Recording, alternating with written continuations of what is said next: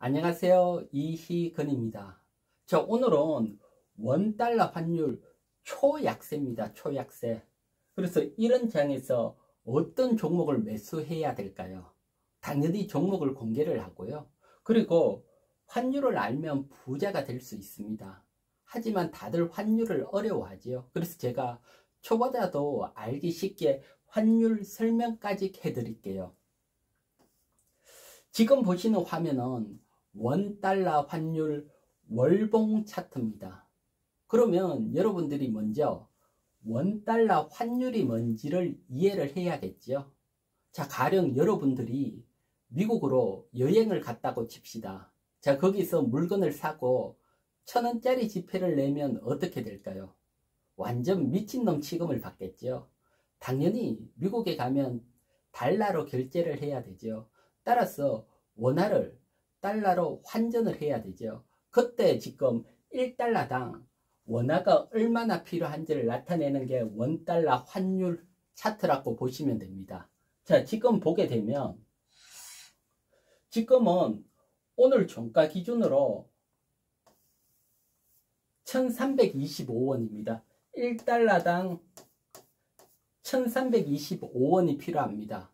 사실 보면 지금보다 더 필요할 때가 이때 한 번밖에 없었죠.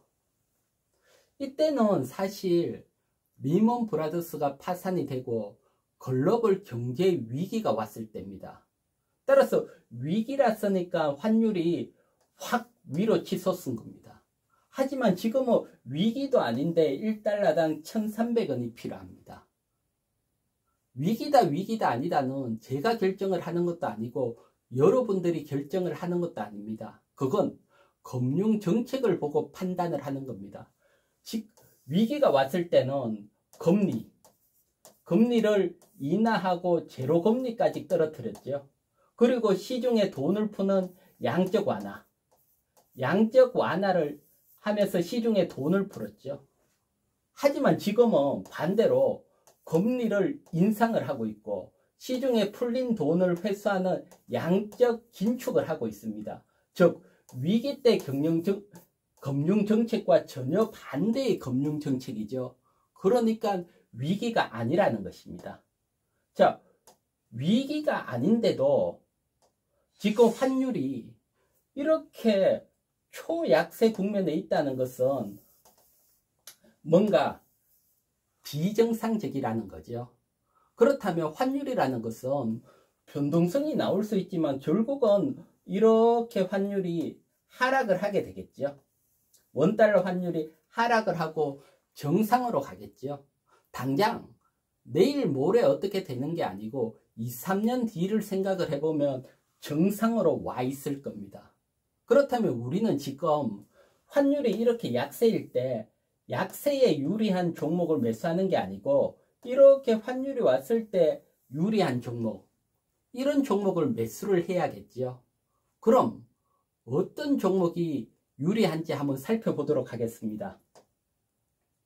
보게 되면 환율이라는 것은 상당히 많이 영향을 미치는데 크게 보면 수출주가 있고 우리나라 같은 경우는 뭐 수출로 먹고 사니까 수출주가 있고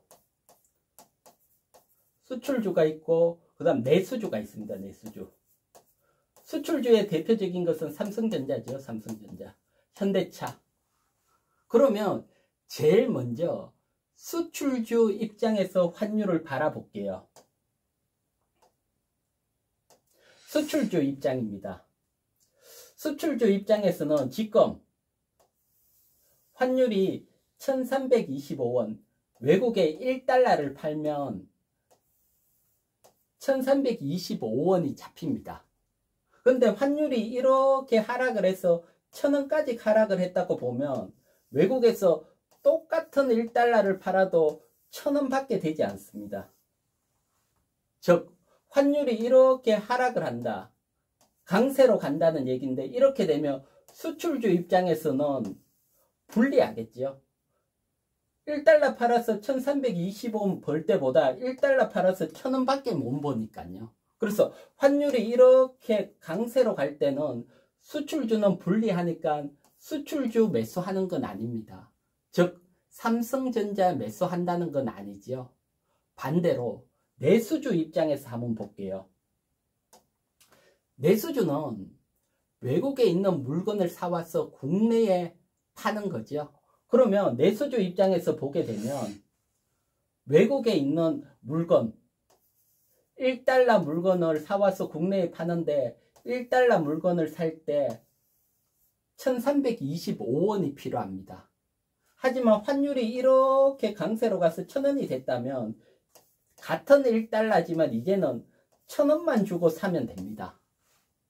당연히 적은 돈으로 사니까 마진이 많이 남죠. 그래서 환율이 이렇게 강세로 갈 때는 내수주가 유리하게 됩니다. 그러면 국내의 가장 대표적인 내수주는 철강, 그 다음 이제 화학입니다. 화학. 근데 화학주는 유가, WTI 영향을 워낙 많이 받습니다. 지금 유가가 90달러, 배럴당 90달러지요. 100달러에서 90달러 왔다 갔다 하는데 유가가 낮은 수준은 아닙니다. 유가가 뭐 40, 30달러면 당연히 화학주를 추천하겠지만 현재 유가가 낮은 위치가 아니니까 변동성이 있죠. 그래서 화학주를 제외하고 철강주에 관심을 가져야 됩니다. 그러면 대표적인 철강주 대장인 포스코 홀딩스 차트를 한번 보도록 할게요.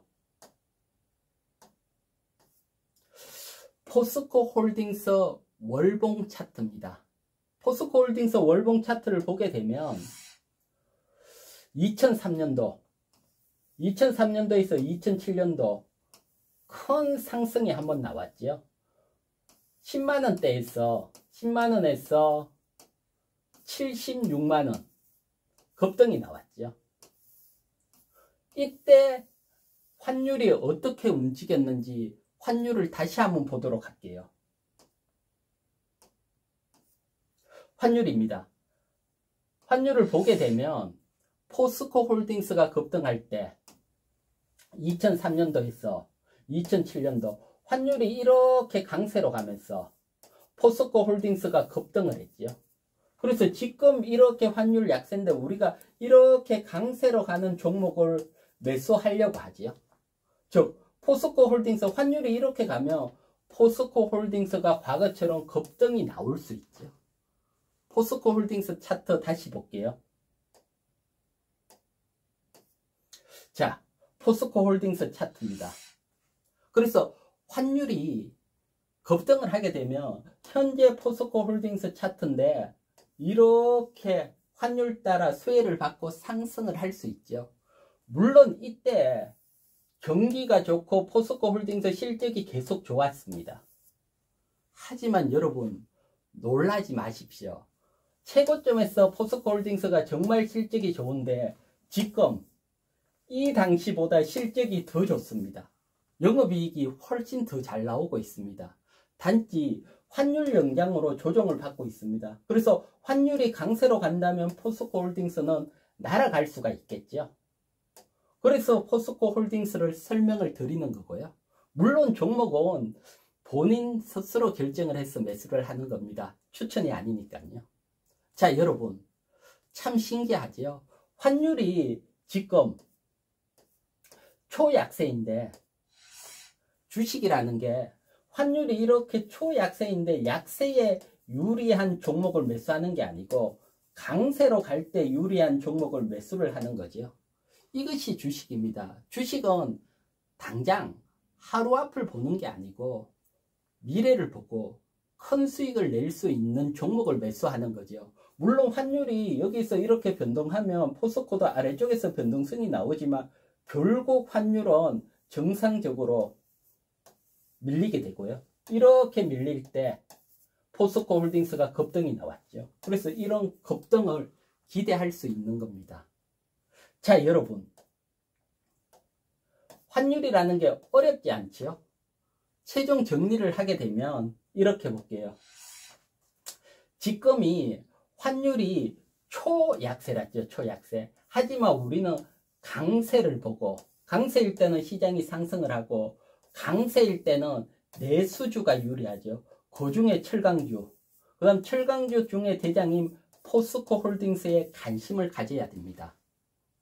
물론 환율이라는 게 이거보다 훨씬 복잡하고 어렵습니다.